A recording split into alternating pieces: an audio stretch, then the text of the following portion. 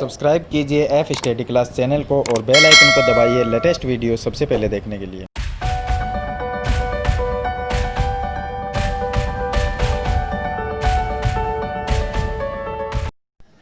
Hello students, आज इस video में कक्षा 8 के एक्सरसाइज 1.1 उसके हम क्वेश्चन इस वीडियो में सरल करेंगे। तो आप वीडियो को लाइक कर दीजिए और चैनल को सब्सक्राइब कर लीजिए। तो देखिए यहाँ पर हम सबसे पहले फर्स्ट क्वेश्चन पे आते हैं, जिसमें दिया गया है कि उचित गुणधर्मों के उपयोग से निम्नलिखित का मान ज्ञात करना है। यानी इसमें कोई ना कोई हमें एक गुणधर्म लगा देना है। एक तो ये जो संख्या है, सरल करने का तरीका ये है इसका कि हम सिंपल तरीके से भी कर सकते हैं, लेकिन इसमें लिखा है कि उचित गुणधर्मों के उपयोग से। तो पहली जो संख्या है उसमें हम गुणधर्म लगाएंगे। कैसे लगाएंगे? यहाँ पर है 2/3 माइनस में यह है 3/5, इनके बीच में गुणा का चिन्ह है, तो इस पूरी संख्या को एक संख्या मानेंगे। और यहाँ पर ये देखेंगे दोनों में से इस साइड में भी कोई संख्या सेम है, तो 3/5 यहाँ पर सेम है और बीच में गुणा का चिन्ह है 1/6, तो इन दोनों गुणा की संख्या को एक मानेंगे क्योंकि इनमें एक एक संख्या मिल रही है। तो इन दोनों को हम पास पास लिखेंगे। तो माइनस में 2/3 गुणा में 3/5, ये पहली संख्या हो गई। दूसरी ये गुणा वाली जो संख्या है इतनी, इसको लिखेंगे, लेकिन ये माइनस में है तो हम लिखेंगे माइनस में 3/5 गुणा में 1/6। और फिर है उसके बाद में 5/2 रह गई जो कि प्लस में है, उसको लास्ट में लिख देंगे 5/2। अब जो इतनी हमारे पास में ये संख्या है, इसमें से कॉमन क्या आ सकता है? तो देखिए 3/5 यहाँ पर भी है गुणा में और 3/5 यहाँ पर भी है, तो 3/5 है वो कॉमन आ सकता है। तो हम 3/5 को बाहर निकाल लेंगे, तो पीछे हमारे पास में माइनस में ये रह जाएगा 2/3। अब ये तो बाहर आ गया, तो यहाँ पर एक रह गया 3/5 की जगह, तो इसका कोई मतलब नहीं है। फिर माइनस का चिन्ह लगा देंगे, इसको हमने बाहर लिख लिया तो 1/6 रह गया और पीछे यहाँ पर 5/2 रह जाएगा। अब इस संख्या का हम एलसीएम लेंगे, तो देखिए ये हो गया 3/5 और ये जो संख्या है इसका एलसीएम लेंगे तो 3 और 6 का हम 6 लिख सकते हैं। तो 3 का भाग दिया 2 आया, 2 को -2 से गुणा करेंगे तो माइनस में 4, माइनस 6 एकम 6 बार भाग गया और 1 से 1 को गुणा किया तो 1 आ गया और प्लस में ये हो गया 5/2। तो ये आ जाएगा 3/5। यहाँ पर कोई चिन्ह नहीं है तो गुणा का चिन्ह लगाएंगे। -4 और -1 हो गए माइनस में 5/6 और प्लस में हमारे पास में आ गया 5/2। यहाँ से देखिए -5 इसका भाग इसमें जाता है -1 बार, लेकिन ये माइनस में 1 हो जाएगा और 3 दूनी ये हो जाएगा 6, तो -1/2 रह गया और प्लस में 5/2 रह गया। अब इसका भी हम एलसीएम ले सकते हैं, तो एलसीएम कितना आया? 2 आया, तो यहाँ से भाग एक बार जाएगा तो -1 और यहाँ पर आ जाएगा प्लस में 5, क्योंकि इसका भी भाग एक बार जाएगा, 1 को 5 से गुणा किया तो 5। ये माइनस कर लेंगे तो उत्तर आएगा इसका 4/2। 5 में से -1 निकाल देंगे तो कितना रह गया? 4/2। 4 में 2 का भाग दिया तो उत्तर आएगा इसका 2 आ जाएगा। इसके बाद में देखिए इसका सेकंड क्वेश्चन, इसमें भी हम इसी तरह से क्वेश्चन को सरल करेंगे। यहाँ पर देखिए ये दिया गया हमें 2/5 और ये गुणा का चिन्ह है 3/7 है, तो ये एक संख्या मानेंगे क्योंकि बीच में दोनों के गुणा का चिन्ह है। यहाँ पर भी दोनों संख्या है, उनके बीच में गुणा का चिन्ह है, तो इन दोनों के बीच में ये 2/5 और यहाँ पर भी 2/5 सेम संख्या मिल रही है, तो इनको हम पास पास लिखेंगे। पहले ये लिखेंगे 2/5 गुणा में माइनस में 3/7, फिर ये वाली संख्या लिखेंगे इतनी, तो ये संख्या प्लस में 1/14 इंटू 2/5 और ये जो संख्या है इसको लास्ट में लिख देंगे, तो माइनस में 1/6 गुणा में 3/2। यहाँ पर देखा जाए तो हम कॉमन ले सकते हैं, बीच में यहाँ पर प्लस का चिन्ह है, ये पूरी एक संख्या है, ये भी एक संख्या मानेंगे। 2/5 यहाँ पर भी है गुणा में और यहाँ पर भी है, तो 2/5 को हमने लिया कॉमन, तो पीछे ब्रैकेट में माइनस में 3/7 रह जाएगा और प्लस में 1/14 रह जाएगा। और इनको हम सरल कर सकते हैं, 3 एकम 3, 3 दूनी 6। तो ये माइनस में ऊपर 1 रह गया और 2 को 2 से गुणा किया तो 4 आ गया। यहाँ पर ये आ जाएगा 2/5। इसको हम एलसीएम से लघुत्तम लेके सरल कर लेंगे। 7 और 14 का लघुत्तम 14 आ जाएगा, क्योंकि 7 का भाग 14 में जाता है 2 बार, और 2 को -3 से गुणा किया तो माइनस में 6, प्लस इसका भाग 1 बार जाएगा, 1 को 1 से गुणा करेंगे तो 1, और माइनस में 1/4। ये आ जाएगा 2/5। गुणा का चिन्ह लगा लेंगे ब्रैकेट के बीच में और संख्या के बीच में। -6 + 1 तो कितना रह गया, माइनस में 5 रह गया, बटे में 14, और माइनस में 1/4। यहाँ से देखिए 5 एकम 5, एक बार भाग चला गया, तो 2 को -1 से गुणा किया तो माइनस में 2 बन जाएगा, और बटे में रह जाएगा 14, माइनस में 1/4। फिर से माइनस आ गए इन दोनों के बीच में, तो इसका हम फिर से लघुत्तम लेंगे। लघुत्तम एक ऐसी संख्या लिखेंगे जिसमें 14 का भाग भी जाता है और 4 का भाग भी जाता है। तो यहाँ पर हमने लिख दिया 28। 28 में 14 दूनी 28 होते हैं और 7 चौक 28 होते हैं। तो 14 का भाग इसमें 2 बार जाएगा, और 2 को हम -2 से गुणा करेंगे तो माइनस में 4, और इसका भाग 7 बार चला जाएगा, तो 7 को हम 1 से गुणा किया तो 7, -7 -4 माइनस में 11 हो जाएंगे, और बटे में इसके 28 आ जाएगा। तो ये इसका आंसर हो जाएगा। तो इस तरह से क्वेश्चन नंबर फर्स्ट में उचित गुणधर्म का उपयोग करके हमें इसका मान है वो ज्ञात करना है। इसके बाद में शुरू करते हैं इसका क्वेश्चन नंबर 2। क्वेश्चन नंबर 2 में हमें यहाँ पर शॉर्ट में मैंने लिखा है, इसमें योज्य प्रतिलोम ज्ञात करना है। योज्य प्रतिलोम का मतलब मैं आपको बता देता हूँ कि क्या होता है। योज्य प्रतिलोम का मतलब है 2 ऐसे संख्या का योग करना, यानी 2 संख्या ऐसी हमें जोड़नी है जिनका योग 0 आ जाए। एग्जाम्पल के तौर पे मैं आपको बताऊं तो अगर मैं 2 में ऐसी कौन सी संख्या जोड़ूं कि उनका योग करने पर हमारे पास में क्या आ जाए, 0, तो इसमें हम जोड़ेंगे -2। बीच में प्लस का चिन्ह का मतलब होगा कि हम 2 को -2 में प्लस कर रहे हैं, यानी जोड़ना है दोनों को। तो इनका योग कितना आया, प्लस माइनस -2 उत्तर आ गया 0। इसी तरह से ये जो संख्याएं हैं इनमें हम ऐसी संख्या जोड़ेंगे कि जिनका योग 0 आ जाए। तो पहली जो संख्या आती है वो है 2/8। इनमें हम एक ऐसी संख्या जोड़ेंगे कि उसका योग क्या आ जाए, 0 आ जाए। तो हम इसमें प्लस, अब ऐसी संख्या कौन सी लिखेंगे, तो हम लिखेंगे यहाँ पर माइनस में 2/8। तो देखेंगे तो ये हो गया 2/8, और प्लस माइनस ये भी 2/8 हो गया। ये प्लस के ये माइनस के, तो उत्तर कितना आया, 0। तो इसका योज्य प्रतिलोम क्या होगा, योज्य प्रतिलोम ये हो गया हमारे पास में माइनस में 2/8। नेक्स्ट बात करें तो यहाँ पर आगे वाली संख्या है माइनस में 5/9। इसमें से कौन सी संख्या प्लस करें कि इसका योग आ जाए हमारे पास में 0। तो इसके लिए हमें प्लस करनी है। अब प्लस करने के लिए इसमें हम ये माइनस में है तो हम प्लस में लिखेंगे 5/9। तो ये माइनस है ये प्लस है, तो उत्तर कितना आएगा, 0, यानी कि प्लस की 5/9 इसका योज्य प्रतिलोम हो जाएगा। उसके बाद में बात करते हैं आगे वाली संख्या -6 और बट्टे में माइनस में 5। तो -6 बटे -5, माइनस से माइनस कट गया, क्या रह गया, 6/5। ये प्लस की संख्या है। इसमें ऐसी संख्या कौन सी जोड़े कि इसका योग 0 हो जाए, तो माइनस की 6/5 जोड़ देंगे, यानी इसकी ही विपरीत संख्या। ये प्लस में है तो माइनस में जोड़ देंगे, माइनस की होगी तो प्लस की जोड़ देंगे। अब देखिए ये प्लस और ये माइनस, उत्तर आया 0। तो हमने क्या जोड़ा इसमें जोड़ा हमने माइनस में 6/5। तो ये क्या है, 6/5 का योज्य प्रतिलोम होता है माइनस में 6/5। अगर मैं एग्जाम्पल बताऊं कि 7 का योज्य प्रतिलोम तो -7, और -7 का योज्य प्रतिलोम +7। इस तरह से आपको ये ध्यान रखना है। चलिए नेक्स्ट बात करते हैं हम अगली संख्या की, 2/-9। तो इसमें हम कौन सी संख्या जोड़ेंगे, इसमें हम प्लस करेंगे। ये माइनस की है तो हम प्लस कर देंगे यहाँ पर 2/9। अब ये माइनस है और ये प्लस की संख्या है, तो उत्तर कितना आएगा, 0 आएगा इसका। तो हमने क्या प्लस किया इसमें, 2/9, ये इसका योज्य प्रतिलोम है। 2/-9 का योज्य प्रतिलोम 2/9 हो गया।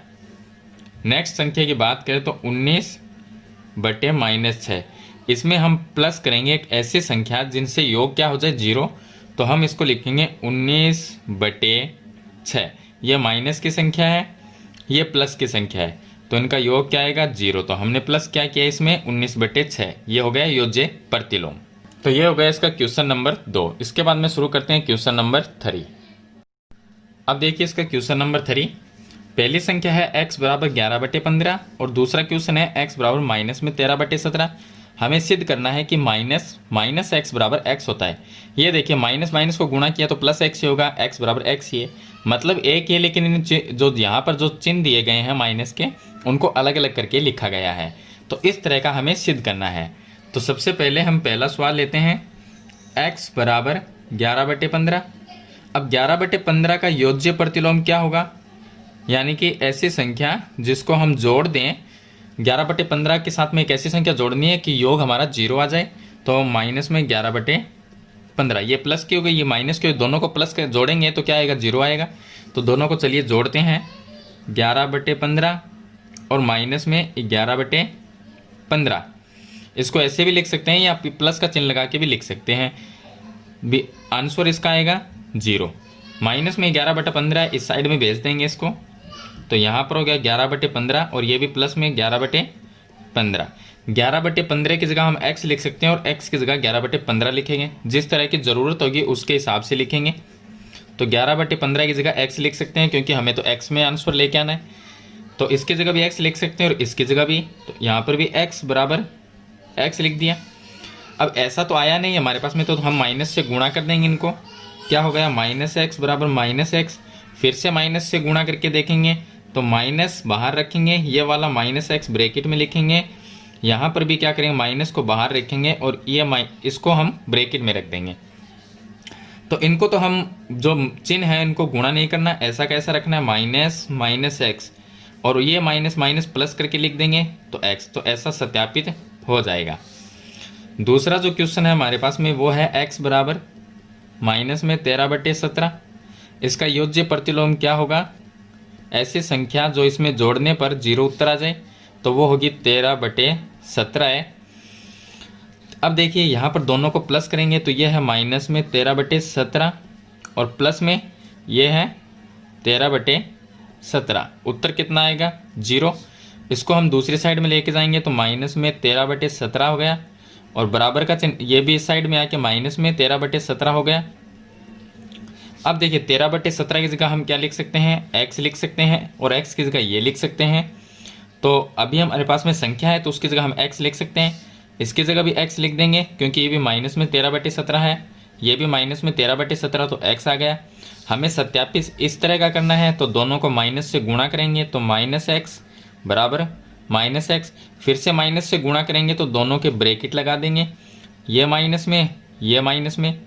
तो माइनस इनको तो हमें गुणा करना नहीं है, चिन्ह को ऐसा कैसा रखेंगे और ये माइनस माइनस को गुणा कर देंगे तो प्लस में x हो जाएगा। तो ये इस तरह का सत्यापित हो जाएगा। तो ये हो गया इसका क्वेश्चन नंबर 3। इसके बाद में हम शुरू करते हैं क्वेश्चन नंबर 4। अब देखिए क्वेश्चन नंबर 4 में गुणात्मक प्रतिलोम। पहले हमने योज्य प्रतिलोम का मतलब क्या है, दो ऐसी संख्या को जोड़ना जिनका योग 0 आ जाए। गुणात्मक प्रतिलोम का मतलब है कि दो संख्या को गुणा करना जिनका योग गुणा करने पर गुणनफल जो है वो प्लस में 1 आ जाए। यानी कि एग्जाम्पल मैं आपको बताऊं तो मान लीजिए कि हमारे पास में 7 को कौन सी संख्या से गुणा करे कि उत्तर हमारा प्लस में 1 आए, तो हम लिख सकते हैं 1/7, क्योंकि 7 से 7 कट गया, उत्तर क्या आया 1 आया। तो इस तरह से हमें ये चीज़ ध्यान रखनी। इसमें -13 है, पहला इसका क्वेश्चन है -13, इसको गुणा कौन सी संख्या से करें कि उत्तर हमारे पास में प्लस का 1 आ जाए। तो 13 का उल्टा करके लिख देंगे, 1/13 होता है। लेकिन अब 13 से 13 कट जाएगा, लेकिन यहाँ पर माइनस है तो हम भी क्या लिखेंगे, यहाँ पर माइनस में 1/13 लिखेंगे। तो देखिए 13 का भाग 13 में चला गया एक बार, तो -1 को -1 से गुणा करने पर उत्तर क्या आया, प्लस में 1। तो इसका गुणात्मक प्रतिलोम क्या हो गया, माइनस में 1/13 हो गया। दूसरा क्वेश्चन माइनस में दिया गया है 13/19 गुणा एक ऐसी संख्या से करेंगे, संख्या यही रहेगी, सिर्फ इसका जो अंक है वो चेंज हो जाएंगे। तो देखिए इसका गुणात्मक प्रतिलोम मतलब ऐसी संख्या जिनका गुणनफल 1 आता हो वो भी प्लस में, तो 19 को ऊपर लिख देंगे और 13 को नीचे लिख देंगे। 19 से 19 कट जाएगा, 13 से 13 कट जाएगा, लेकिन उत्तर माइनस में आएगा, तो इसलिए हम क्या करेंगे, यहाँ पर भी माइनस लगा देंगे। 13 एकम 13, 19 एकम 19, -1 को -1 से गुणा किया, उत्तर क्या आया, प्लस में 1 आया। तो -19/13 जो हमने लिखा था वो क्या है, 13 का गुणात्मक प्रतिलोम है।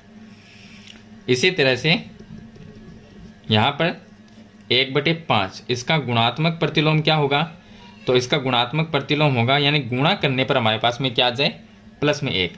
तो हम क्या लिखेंगे, इसको 5 ऊपर लिख देंगे, 1 नीचे लिख देंगे, तो 5/1, उत्तर क्या आएगा, 1 आएगा इसका, वो भी प्लस में। तो 5 से 5 कट जाएगा, 1 से 1 कट जाएगा, उत्तर 1 आएगा। तो ये क्या हो गया, गुणात्मक प्रतिलोम। 4 नंबर का जो इसका क्वेश्चन है वो है -5/8 गुणा में -3/7। पहले गुणा कर लेते हैं, तो -5 -3 माइनस प्लस हो गया, 5 गुणा 3 कितना होता है, 15, और ये हो गए 56। अब ये संख्या हो गई 15/56, तो 15/56 इसका गुणात्मक प्रतिलोम क्या होगा, 56/15।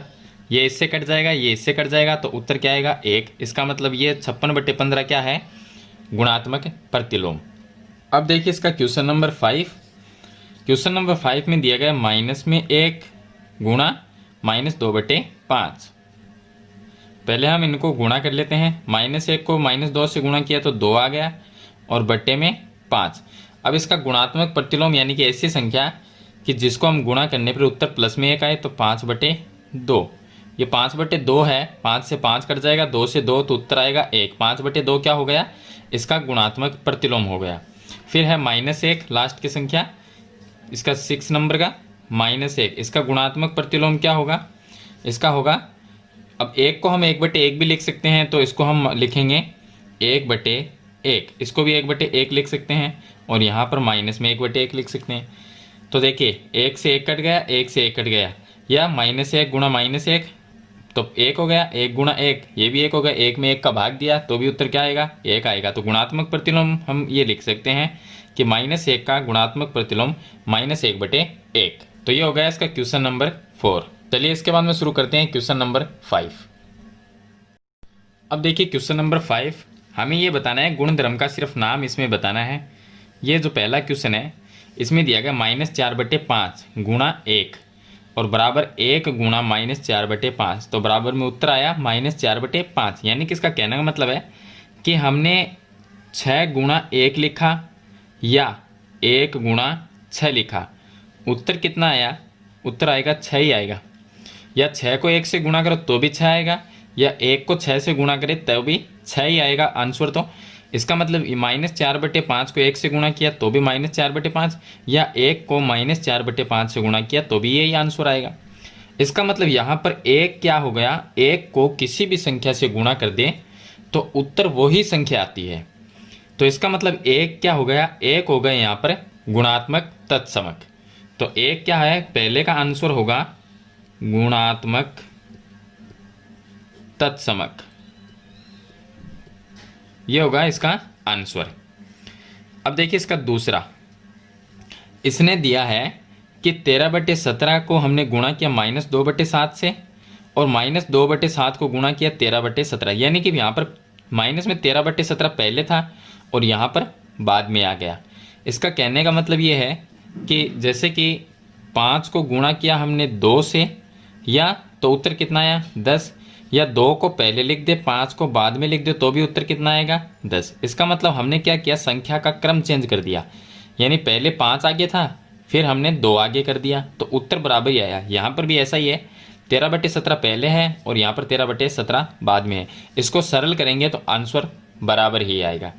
चलिए सरल करके देख लेते हैं एक बार इसको। तो -13 को 2 से गुणा करेंगे तो माइनस प्लस 13 दूनी 26 हो जाएगा, और 17 को 7 से गुणा करेंगे तो यहाँ पर 7 को 7 से गुणा किया तो 49 9 आ गया, और 7 और 4 11, तो 119 आ गया। यहाँ पर भी ऐसा ही आएगा, बराबर माइनस प्लस 13 दूनी 26, 17 को 7 से गुणा किया 119, आंसर बराबर ही आ रहा है। संख्या को पहले लिखें या बाद में लिखें इससे कोई फर्क नहीं पड़ता। तो हमने क्या किया, संख्या का क्रम चेंज कर दिया। तो इसका आंसर क्या होगा, इसका आंसर होगा क्रम विनिमेयता, यानी कि संख्या का हमने क्रम चेंज कर दिया। तो इसमें गुणधर्म जो है वो क्रम विनिमेयता का होगा। तीसरा यहाँ पर है, इसमें लिखा है 3 नंबर, इसने दिया है माइनस में 19/29 और इसको हमने गुणा कर दिया 29/-19। आंसर क्या आया, प्लस में 1। अब देखिए यहाँ पर क्या है, गुणात्मक प्रतिलोम है, जैसे हमने पीछे के क्वेश्चन किए थे गुणात्मक प्रतिलोम वाले, उसके जैसा। यानी -19/29 का गुणात्मक प्रतिलोम क्या होगा, यानी ऐसे संख्या से गुणा करे जिसका आंसर क्या हमारा 1 आ जाए। तो यहाँ पर आंसर तो 1 आ रहा है, तो हमने इसको उल्टा करके गुणा कर दिया, तो 29/-19 कर दिया। तो ये यहाँ पर कौन सा नियम हो गया, गुणात्मक प्रतिलोम वाला, क्योंकि आंसर क्या आ रहा है, 1 आ रहा है। तो यहाँ पर हो गया गुणात्मक प्रतिलोम, ये इसमें गुणधर्म है, तो ये इसका आंसर हो जाएगा। यानी कि सिर्फ आपको ये नाम है वो ही लिखने, यानी कि गुणधर्म के नाम लिखने हैं। तो ये हो गया क्वेश्चन नंबर 5। चलिए इसके बाद में शुरू करते हैं क्वेश्चन नंबर 6। क्वेश्चन नंबर 6 में देखिए, सिंपल सा क्वेश्चन है, छोटा सा, कि 6/13 है उसको हमें -7/16 के व्युत्क्रम से गुणा करना है। तो माइनस में 7/16 इसका व्युत्क्रम क्या होगा, यानी कि गुणा करने पर हमें हमारे पास में 1 प्राप्त, तो ऐसी संख्या कौन सी होगी, तो इसका व्युत्क्रम क्या होगा, इसका व्युत्क्रम होगा -16/7। देखिए इसका भाग इसमें चला गया, इसका 1 चल गया, तो इसका आंसर क्या आएगा, 1। यानी कि जो -7/16 है उसके व्युत्क्रम से हमें गुणा करना है 6/13 को। तो -7/16 का व्युत्क्रम है -16/7, इसको इससे गुणा करना है, तो गुणा का चिन्ह लगाएंगे, -16/7 लिखेंगे। 16 को 6 से गुणा करेंगे तो 16 से कितने होते हैं, 96, वो भी माइनस में हो जाएंगे, बट्टे में 13 सत्ती 91, तो माइनस में 96/91 ये इसका आंसर आ जाएगा। तो ये हो गया क्वेश्चन नंबर 6। इसके बाद में चलिए शुरू करते हैं क्वेश्चन नंबर 7। क्वेश्चन नंबर 7 में देखिए, इसमें दिया गया है कि कौन से गुणधर्म की सहायता से आप इनको के रूप में अभिकलन करते हैं। यानी ये जो संख्या है, ये जो संख्या है, कौन से गुणधर्म से इन संख्याओं को हम सरल करते हैं। तो ये संख्या है, इसमें 3 संख्या हमारे पास में है। देखिए 1 2 3, तीनों अलग अलग टाइप की संख्या है। चलिए मैं इसका एक एग्जाम्पल बताता हूँ आपको। यानी हमारे पास में 3 संख्या है A B C। अगर हम इसको ऐसे लिख दें, इनको तीनों को हमें गुणा करना है, तो हम इसको ऐसे लिख दें A गुणा B गुणा C, या तो इसको हम ऐसे लिख दें, या हम इस संख्या को ऐसे भी लिख सकते हैं, बराबर का चिन्ह लगा के A और B को ब्रैकेट में ले लेंगे, तो A गुणा B और C ब्रैकेट में था उसको बाहर निकाल देंगे, तो गुणनफल बराबर ही आएगा। चलिए ट्राई करते हैं। हम लेते हैं 2 3 4, ये 3 संख्या को गुणा करना है, तो क्या हो गया, 2 गुणा, हम ऐसे लिख सकते हैं 2 गुणा 3 गुणा 4 बराबर में, अब 2 बाहर था इसको अंदर ले लेंगे, तो 2 गुणा 3 को ब्रैकेट में लिखेंगे, 2 गुणा 3 और 4 को बाहर निकाल देंगे। गुणा करके देखते हैं, देखिए 4 3 12 दूनी 24, यहाँ पर भी 3 दूनी 6, 6 को 4 से गुणा किया 24, उत्तर क्या आया, बराबर। तो इसमें जो नियम काम करता है वो है साचारिता। साचारिता का नियम इसमें काम करता है, यानी कि गुणन जो प्रक्रिया है उसमें 3 संख्या हो और एक संख्या को बाहर लिखे, 2 को अंदर गुणा करे, या जो जिसको बाहर लिखा है इन दोनों को अंदर गुणा करें और एक को बाहर गुणा करें, तो आंसर बराबर आएगा। तो इसमें नियम जो है वो साचारिता। यहाँ पर देखिए 1/3 इन दोनों को ब्रैकेट में लिखा, फिर गुणा करना है, फिर देखिए 1/3 और 6 को ब्रैकेट में लिख दिया और 4/3 को बाहर निकाल दिया। तो इसमें जो नियम काम करता है वो साचारिता का नियम है, वो काम करेगा इसमें। तो इस नियम का हमें नाम लिखना है कौन से गुणधर्म की सहायता से, तो साचारिता का गुणधर्म है वो इसमें लगेगा। इस नियम से हम इसको सरल करेंगे। इसको सरल भी कर सकते हैं अगर आपको करना है तो ये सरल हो जाएगा। देखिए इस तरह से 1/3 गुणा, यहाँ पर दिया गया हमें 6 गुणा 4/3, और इसको हम बराबर का यहाँ पर चिन्ह लगा देंगे, और आगे है हमारे पास में 1/3 गुणा 6 और गुणा 4/3। तो यहाँ पर देखा जाए तो देखिए 3 दूनी 6 और यहाँ पर 3 का भाग इसमें देंगे तो भी क्या आएगा 2।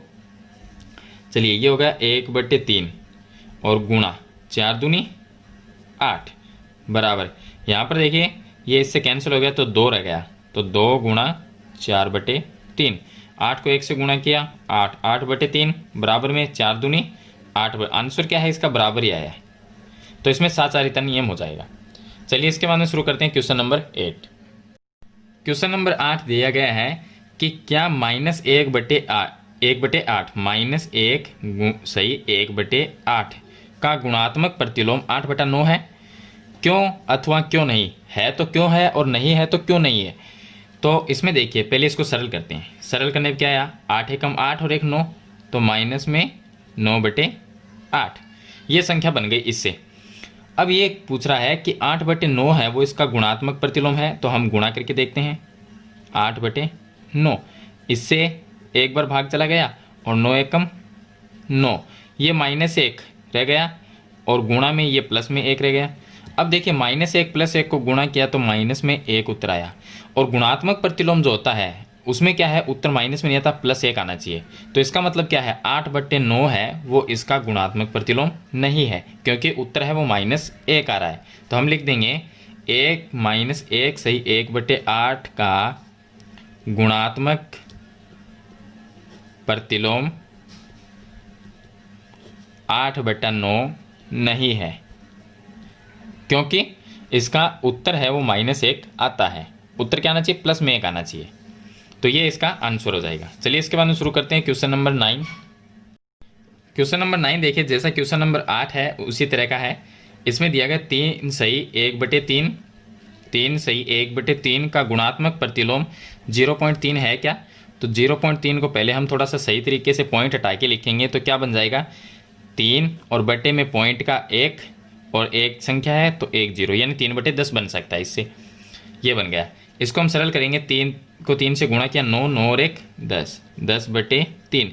अब इसको गुणा करके देखेंगे 3/10 से, आंसर हमारा आना चाहिए प्लस में 1, तब ये गुणात्मक प्रतिलोम ये क्या है, तब गुणात्मक प्रतिलोम होगा। तो ये 10 एकम 10, 3 एकम 3, 1 गुणा 1 कितना आया, प्लस में 1, प्लस में 1 आता है। इसका मतलब 0.3 क्या है, 3 सही 1/3 का गुणात्मक प्रतिलोम है। तो हम लिख देंगे कि 0.3 3 सही 1/3 का गुणात्मक प्रतिलोम है, क्योंकि इसका आंसर है वो +1 आता है, गुणा करने पर आंसर +1 आता है। तो ये हो गया क्वेश्चन नंबर 9। चलिए इसके बाद में शुरू करते हैं क्वेश्चन नंबर 10।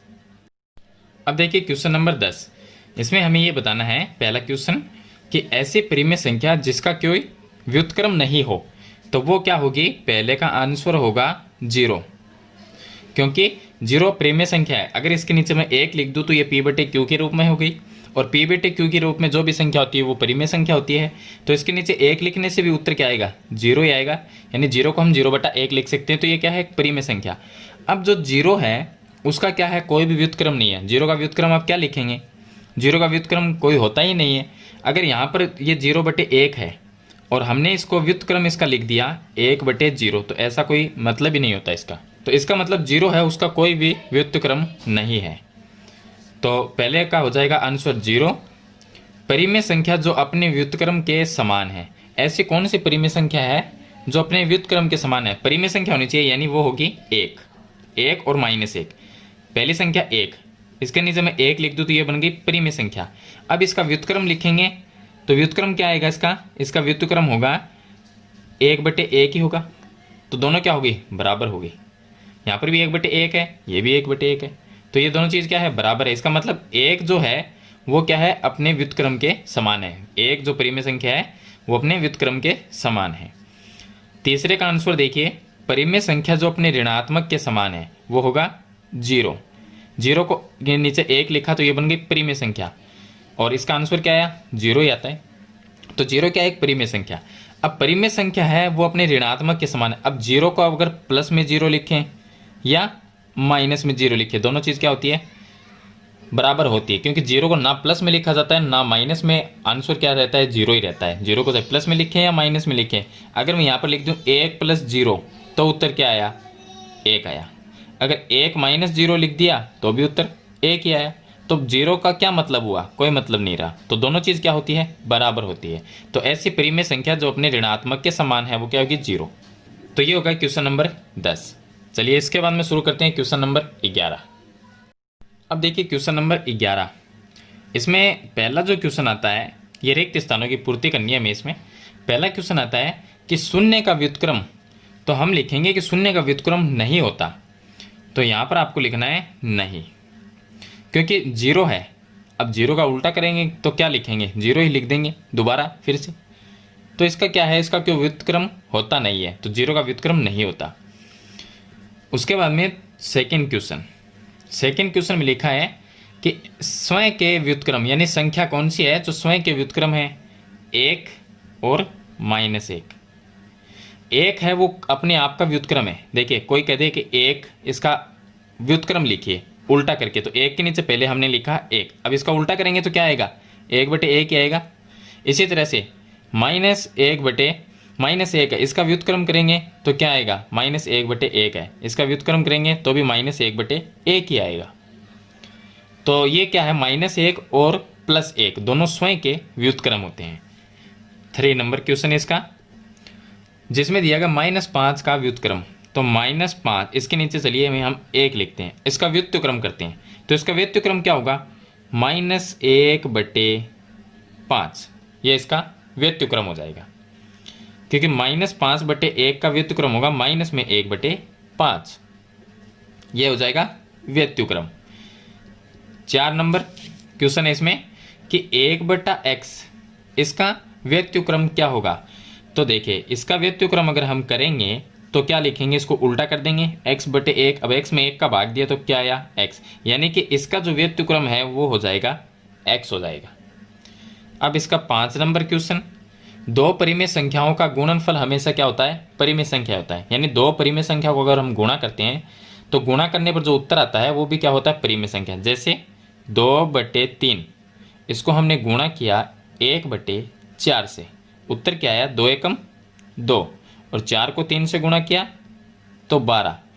2/12 क्या है, एक परिमेय संख्या है। परिमेय संख्या मतलब जो बट्टे में लिखी हुई p/q के रूप में। तो 2/12 एक परिमेय संख्या, छोटा करके लिखेंगे तो 1/6 आ जाएगा, ये भी परिमेय संख्या है। तो 2 परिमेय संख्याओं का गुणनफल एक परिमेय संख्या होती है। 6 नंबर का क्वेश्चन इसमें है, किसी धनात्मक परिमेय संख्या का व्युत्क्रम क्या होगा, धनात्मक होता है। धनात्मक परिमेय संख्या, चलिए हम ये ले लेते हैं 2/3 ही ले लेते हैं। 2/3 क्या है, एक धनात्मक यानी प्लस की संख्या है, इसमें माइनस नहीं है, प्लस की संख्या है। अगर इसका व्युत्क्रम करेंगे तो क्या आएगा, इसका व्युत्क्रम करेंगे तो 3/2, ये भी क्या है, प्लस की ही संख्या है। तो 2/3 का व्युत्क्रम यानी उल्टा करना 3/2 हो जाएगा। तो व्युत्क्रम भी क्या होता है, ये भी धनात्मक है, यानी प्लस की है तो ये भी प्लस की है। तो एक धनात्मक परिमेय संख्या का व्युत्क्रम क्या होता है, धनात्मक ही होता है। तो आपको खाली स्थान में धनात्मक लिखना है। तो ये हो गया क्वेश्चन नंबर इसका 6। तो क्वेश्चन नंबर 11 है वो मैंने आपको कंप्लीट बता दिया, जिसमें 6 क्वेश्चन दिए गए हैं। अगर वीडियो अच्छे लगे तो लाइक और शेयर जरूर कर देना, चैनल पर नए हैं तो सब्सक्राइब करना। आज की वीडियो में इतना ही, मिलते हैं नई वीडियो के साथ, तब तक के लिए थैंक यू।